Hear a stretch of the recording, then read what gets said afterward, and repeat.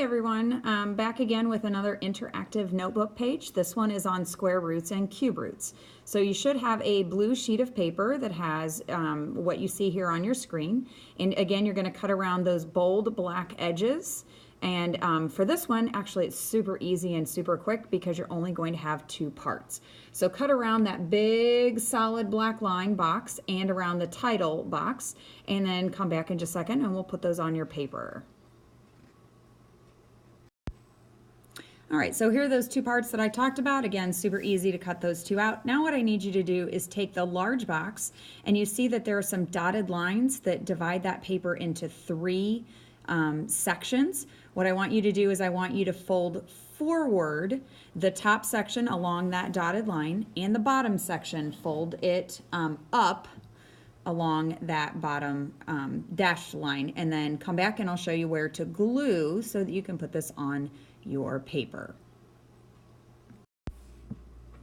Okay, so you can see when you fold it, basically the top section is going to fold down and the bottom section is going to fold up, and the part that you're actually going to attach to your paper is the middle section where you see those squares, the square of 9, the square that's made of 4 parts, the single square, and then those 2 cubes.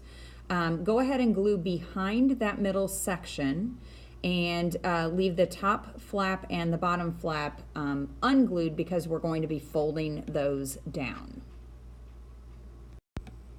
When you attach this middle section to your paper, you need to attach it a little bit upwards of the middle of the paper. Leave some space at the bottom of your paper because we have some work to put down there when we actually create the notebook page that goes with this.